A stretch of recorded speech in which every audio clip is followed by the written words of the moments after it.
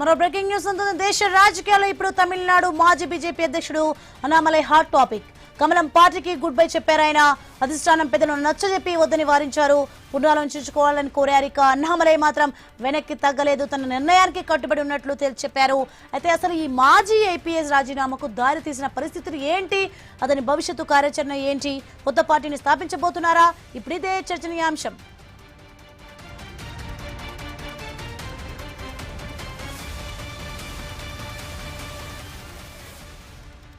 అసలు రాజీనామాకు ప్రధాన కారణం ఏంటి? పొత్తుల వ్యవహారమే అని టాక్.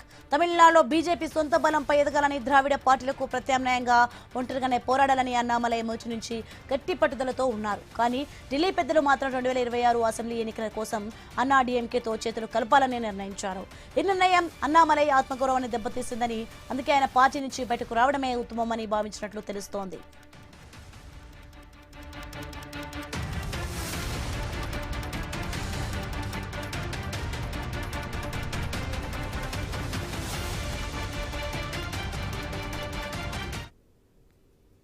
ఇక అందరి కళ్ళు రేపటి ప్రెస్ మీట్ పైనే ఉన్నాయి. తన రాజీనామా వెనుక అసలు కారణాలను బయటపెట్టడంతో పాటు భవిష్యత్తు కార్యాచరణను ప్రకటించనున్నారు. ఒక కొత్త ప్రాంతీయ పార్టీని స్థాపించే యోచనలో అన్నామలై ఉన్నట్లు టాక్ నడుస్తోంది. ద్రావిడ సంస్కృతిని గౌరవిస్తూనే జాతీయ దృక్పథం కలిగిన ద్రావిడియన్ 2.0 అనే సరికొత్త సిద్ధాంతంతో ఆయన ప్రజల్లోకి వెళ్లనున్నట్లు తెలుస్తోంది. రైట్, ఇదే అంశానికి సంబంధించి మరింత సమాచారం మా ప్రతినిధి గోపీనాథ్ అందిస్తారు ఫోన్లలో. గోపీనాథ్, సోని, మొత్తం మీద అంటే నిన్న మొన్న 2-3 రోజుల నుంచి కూడా మనం చూస్తా ఉన్నాం. అంటే తమిళనాడు రాష్ట్ర వ్యాప్తంగా కూడా ఇప్పటికే అన్నామలై అంటే బీజేపీకి పార్టీకి పూర్తిగా కూడా ఆయన దూరం అవ్వడం జరిగింది. ఇప్పటికే అంటే జాతీయ స్థాయిలో ఆయన వెళ్ళి అక్కడ ఉన్నటువంటి పెద్ద నేతలందరినీ కూడా కలిసినప్పటికీ కూడా అందరూ కూడా బుజ్జగిస్తున్నారు. ఎక్కడ కూడా ఆయన వెనక తగ్గడం లేదు. సో అందువల్లనే రాజీనామా చేసి ఇంకా సొంత పార్టీ పెట్టుకోవాలని ఒక నిర్ణయం తీసుకున్నట్లు టాక్ నడుస్తుంది. అయితే రేపు కీలకంగా ఆయన మీడియా సమావేశం నిర్వహించబోతున్నారు.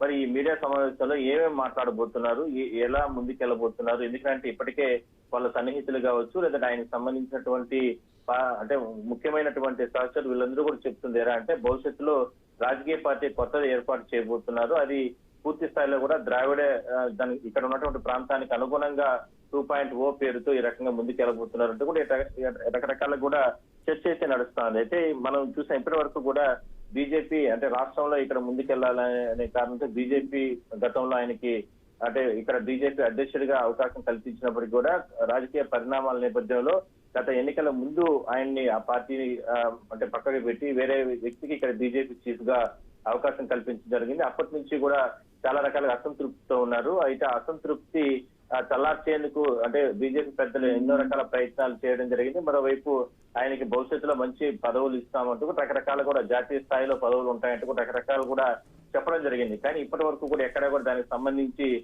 బీజేపీ అధిష్టానం నుంచి ఎక్కడ కూడా క్లారిటీ లేకపోవడంతోనే ఇంకా పార్టీ నుంచి దూరం అయ్యి ఇక సొంతంగా అంటే రాజకీయంగా ముందుకెళ్లాలని ఒక నిర్ణయం తీసుకోవడం జరిగింది. అయితే ఇప్పటి వరకు కూడా ఆయన అంటే చాలా సందర్భాల్లో చెప్పడం జరిగింది ఇక్కడ ఉన్నటువంటి ప్రజలకు అనుగుణంగా పార్టీ అంటే ముందుకు తీసుకెళ్లాలి, కొత్త పార్టీతో మనం అంటే రాబోయే రోజులు అడుగులు వేయాలి, అది ఇంత లోపల ప్రజలతో ప్రజా సమస్యల పైన ఎప్పటికప్పుడు చర్చలు జరిపి దాని తర్వాత ముందుకెళ్లాలన్నట్టు కూడా రకరకాల అయితే చర్చలు నడుస్తున్నాయి. సో మొత్తం మీద మాత్రం రేపైతే ఆయన ఒక కీలక సమావేశం అంటే మీడియా సమావేశం నిర్వహించబోతున్నారు. ఆ మీడియా సమావేశం నిర్వహించిన తర్వాత అంటే బీజేపీ పార్టీకి దూరం అవడానికి గల కారణాలు, రాబోయే రోజుల్లో ఆయన రాజకీయ భవిష్యత్తు, వీటన్నిటి మీద కూడా రేపైతే జరిగేటటువంటి మీడియా సమావేశంలో ఒక కీలకంగా అయితే ఆయన మాట్లాడే అవకాశం అయితే ఉంది.